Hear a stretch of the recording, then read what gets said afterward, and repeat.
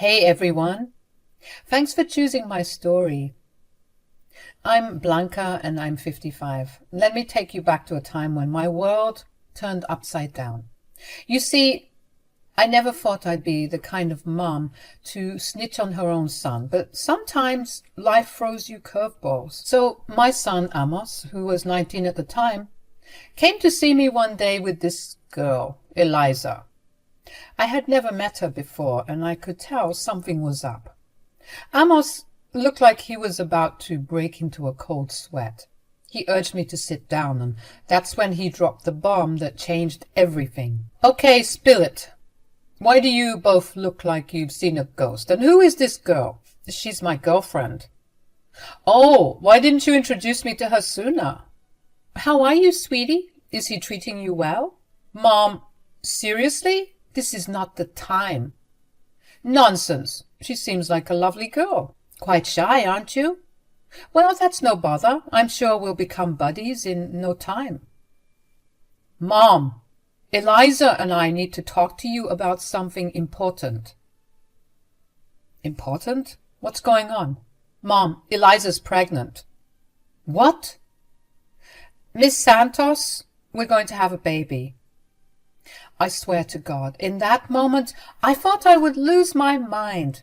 I was really hoping that it was a prank or something, but when no one was smiling, reality started to set in, and I felt like I was going to throw up. What? A baby? Are you kidding me? How did this happen? Well, you see, Mom, sometimes things just happen. Things just happen? Amos, this is not the stork dropping a package on our doorstep. How could you let this happen? I've always told you to be safe. Mrs. Blanca, it's not just his fault. I was part of this too. Oh, don't worry, your turn is coming. You both are adults, or at least I thought so. Explain yourselves. Mom, it was a mistake. We weren't careful enough, and now we have to face the consequences. Consequences? You both have just changed the course of your lives and mine. I'm too young to be a grandma. She wants to keep the baby. I can't imagine getting rid of it. I know that this wasn't part of the plan, but a baby is a blessing, and so that's why we're here, to tell you and to ask for your help. After the initial shock wore off, I found myself calming down. Don't get me wrong, I was still absolutely pissed. But Amos and Eliza were facing the consequences of their actions, and I made it clear that I would support them, but not at the expense of becoming dependent freeloaders. In the middle of the chaos, I learned about Eliza's troubled relationship with her toxic parents.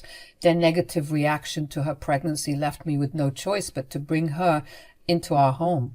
I decided to let her stay with us to provide stability in what was sure to be a challenging time. With the three of us under one roof, it was a hustle. Amos took on 2 jobs to contribute financially, and Eliza, despite her own struggles, found employment. I emphasized the importance of responsibility and hard work. It was a tough journey, but I was determined to make the best out of an unexpected situation. After all, I had to prepare them for any and everything that would come their way once they became young parents. As the due date got closer, Amos got more agitated. Eliza had to stop working in her last trimester because of back pain. So Amos had to work even more and do odd jobs in the neighborhood just to get some extra cash for the baby. It was really tough, I could tell. And in typical male fashion, he wouldn't want to speak to me about it. When he would come home, he was often sulking, angry from all the work. I get it. Working 2 jobs, still struggling, isn't fun. Blame the economy, but it had to be done.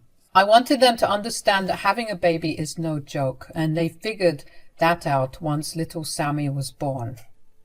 Ah, the good old days of being woken up every 3 hours. Those were fun. I would help out on some of the night shifts, of course, but when I would be woken up by Sammy, and I knew that both Eliza and Amos were able to do it, I let them sort out their poopy diapers. They would take turns, as most couples do, but I noticed that whenever it was Amos's turn to be on night duty, He would be especially angry, and oftentimes he would do such a bad job that Eliza had to step in, even when they agreed that Amos had it covered. With Eliza's parents essentially cutting her off after the birth, and Amos being grumpy and frustrated, the house was filled with mixed emotions, and taking care of a baby added to the challenge. Despite doing my abuela duties by babysitting and helping with finances wherever I could, these kids still struggled. It was understandable. They were just starting to figure out life. And now they had to take care of a little one. When Sam turned 1 year old, I sat down with my son to talk about how he'd been holding up. I did this from time to time, especially during that first year of Sam's life, but Amos always brushed it off, saying he didn't want to talk about it. I thought that now, with things settling into a routine, he might feel comfortable sharing his feelings. So one late night, I met him on the porch with some coffee and tried to have a heart-to-heart. How are you holding up? Honestly, not great, Mom. I'm just tired, frustrated, you name it. You know? Yep. It's a lot, but be more specific. What exactly is making you so frustrated? It's this whole situation. You know, God, I feel so awful saying it out loud. I never wanted a kid, especially not at 19. But Eliza insisted on keeping the baby. I felt like my opinion did. Maybe it doesn't. After all, I wasn't the one carrying the baby. But now I'm stuck with responsibilities I never signed up for. I hate to say it, but I resent them. Both of them? Yeah. I know it's awful. Well, yeah. But it's also understandable. You've been through a lot and you've worked so hard. I'm so proud of you for who you've become. I just feel like I've been robbed, like I had to dive into work so early. I don't know. I get that it's tough, but I'm glad you opened up to me. It's important to talk about it. You're not alone in this. I know, but it's hard not to be resentful. I wish she had considered my feelings more. Thank you for opening up, Amos. I can't change the past, but we can find a way to make things work. Your feelings matter, and we'll figure this out together. Thanks, Ma. Don't thank me yet. You still need to talk to her. She's your partner in all of this. I was glad Amos finally spoke his mind. I prayed for him every day, hoping he'd find some peace. After our talk, he gathered Eliza and me to share his feelings once more, but now with Eliza hearing it as well. Eliza was genuinely thankful for the open conversation, and they kissed and made up. This led Eliza to reach out to her uncle back in England for some support. She didn't have much hope, thinking that her uncle wouldn't want to help her because of her situation, but a good, bad thing happened instead, depending on how you view the situation. Sadly, when she tried reaching out to him, she found out from some extended relatives that her uncle had recently passed away in a skiing accident. But she then discovered that she was in his will, so it was great that she had reached out because the relatives were having a hard time finding all the beneficiaries. Turns out that this guy was loaded. He must have been a prince or something because Eliza was set to inherit $400,000. Can you believe it? I've never seen that amount of money in my whole life, and this girl was about to get it over the course of a week. So a couple of days later, Eliza got on a plane and went back to England to pay her respects and to receive her inheritance. When she returned, things got better and better with the unexpected money. Amos, Eliza, and Sam managed to move to their own place, a much better place by the end of the year. I was genuinely happy for their improved lives, and I thought, finally some peace and quiet. Within the next year, they tied the knot in a cute little chapel. Things seemed to be on the up and up for them. They had a nice house with a nice car, and Eliza was starting a business selling juices, protein powder, and all-natural energy drinks. Now, you'd think that with all that success, Amos would be happier. I mean, after all, his main point of concern was handling a crap ton of responsibility. And with the way that Eliza was working, he was set to become a house husband quite soon. However, despite the better situation, Amos was always irritated. And when I would ask him about it, he wouldn't speak about it. It's like we were back to square one, and I wasn't pleased. I talked to Eliza about Amos's behavior, and she was just as confused as I was. She told me that she tried talking to him about it every day, and she told me that he seems to have been extra pissed ever since they left my house. His attitude was getting on our nerves. We didn't know what he wanted and what would make him happy. Eliza would sometimes cry, fearing that Sam was picking up Amos's demeanor, turning into a quiet and nonchalant kid. I did my best, playing counselor for the couple, but it didn't help. Their issues kept growing, and Eliza, tired of Amos's attitude, hesitated to end things due to Sam's age. This went on for years, with Amos being mostly cold and Sam turning into a weird, shy kid. I was getting super suspicious of it all. When I tried talking to Sam about his behavior, he insisted everything was fine, but he said something a bit off that I should have paid more attention to at the time. Now, baby, you know your abuela loves you? Yes.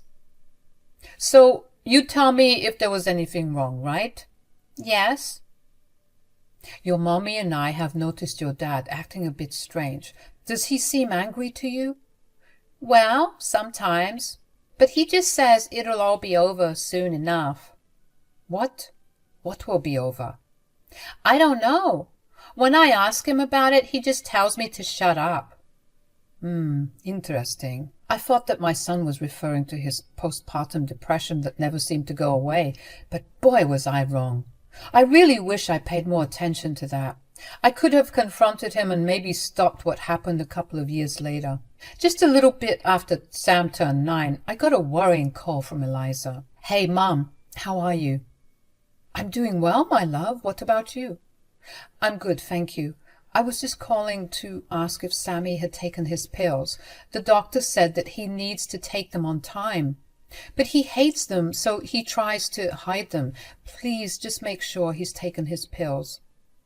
I'll make sure to call Amos and ask him about it. I don't know anything about this. What do you mean? Where's Sam? He'll explain everything to you. Just call him, please. Eliza? Sam isn't with me. What?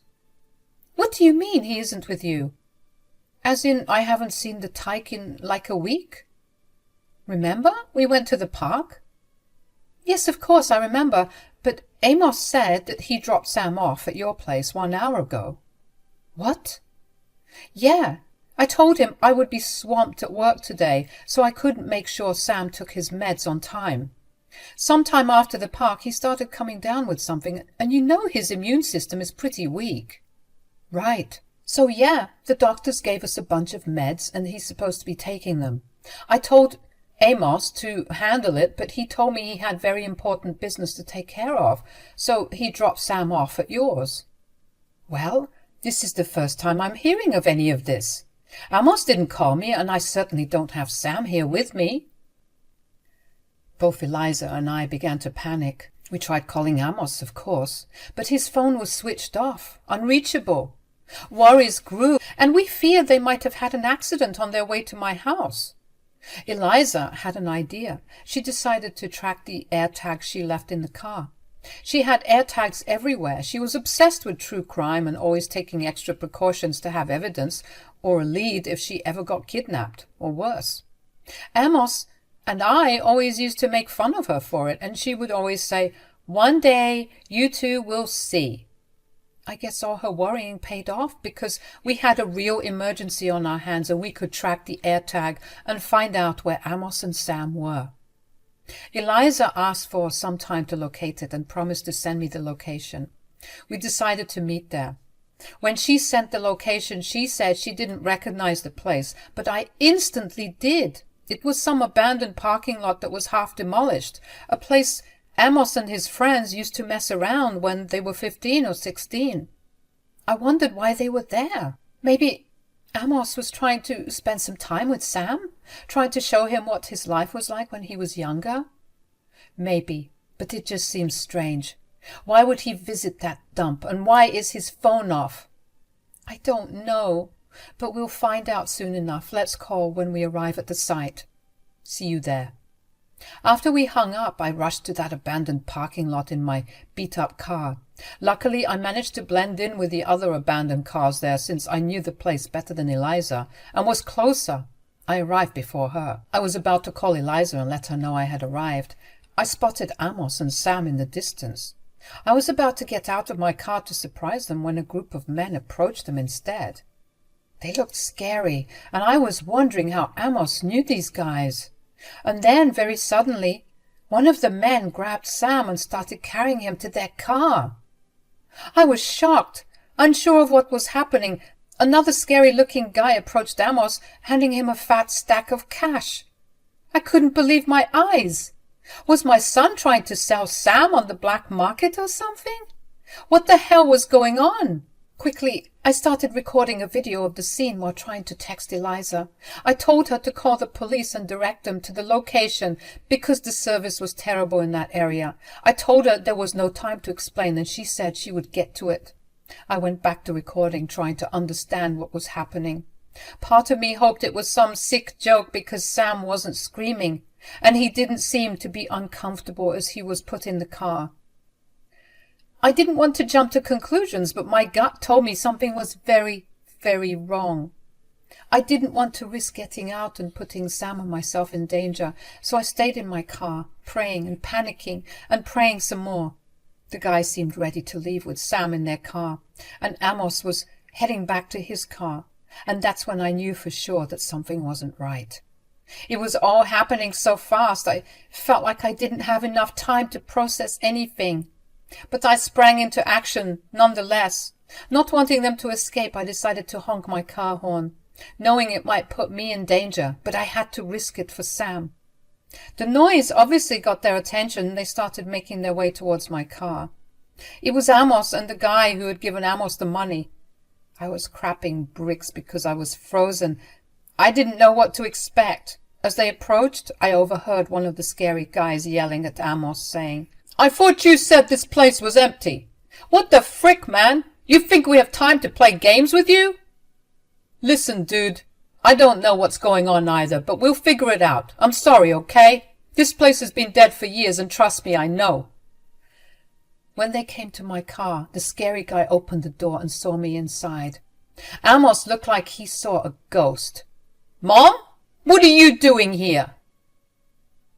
"Yo, who the frick is this? Did you just call her your mom?"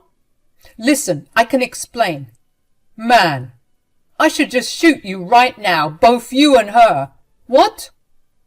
"Amos, what the hell is going on here?" "Look, this wasn't part of the plan. I had no idea she would be here.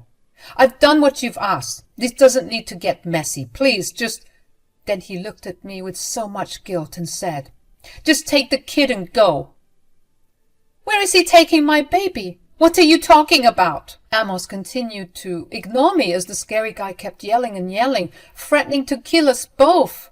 But Amos was pleading with him. The scary guy told Amos the deal was off, that this was way too messy and they weren't in the mood to go to jail. So the guy started walking back towards his car, but Amos was chasing after him, trying to negotiate. The guy had his man drop Sam, and the one who carried him carelessly tossed him on the dirty ground. I ran out of the car, making my way to both Sam and Amos as those awful men made their exit. Naturally, I started yelling at Amos, asking him to explain just what the hell was going on. Just then, Eliza arrived with the police. When Eliza got out of the car, she looked at all of us and was asking what was going on. And that's when I told the police officers, "Arrest this man! Take him! Take him now!" "Mom, what the heck? You won't even let me explain myself?" "What is there to explain? I saw what you were about to do." "What's going on? Why is Sam all dirty? And why did you switch your phone off?" "I'll tell you why. It's because he was trying to get rid of Sam." "Get rid of? What do you mean?" "Here, I caught it all on my phone." I handed my phone over to Eliza as I held Sam and told him everything would be okay. That's when he burst into tears, realizing that what was happening to him was very wrong. Eliza started hitting Amos, cussing at him and asking him to explain what was going on, and Amos just stood there frozen like a statue. The police had approached us, and one of the officers was trying to break up the fight while I was explaining what Amos was trying to do. I told the other officer that the kidnappers had left not too long ago in a black van and that they could still catch them. The officer called for backup while a couple stayed behind to arrest Amos. Sam was still crying, and he kept on saying, "He said that it would all be okay once it's over. That's what he told me. He said that he would be happy once it was all over, once I was gone." "Oh, my sweet baby. Shh, it's okay. You're going to be okay. I'm so sorry he did this to you." "Mom, wait. Don't you dare say another word. I should kill you right now. What the hell is wrong with you? You're a monster, a pig.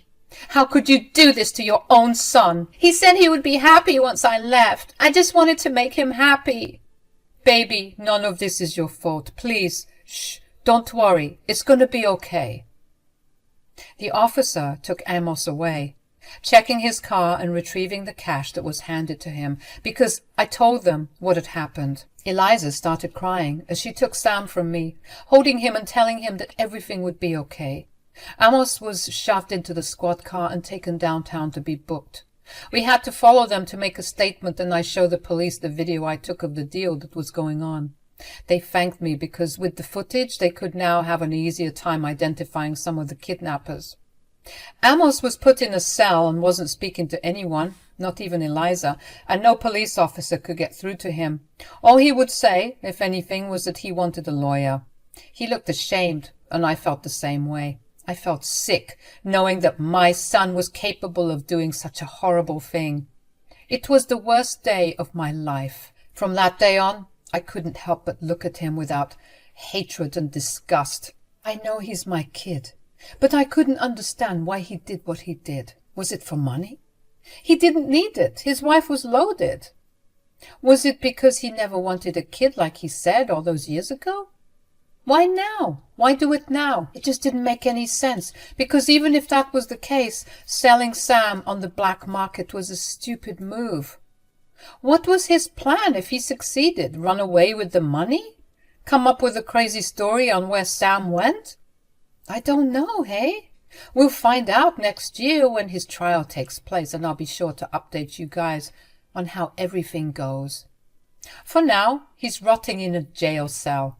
Eliza, Sam, and I are all in therapy, individually and as a group, to deal with the trauma that this has caused.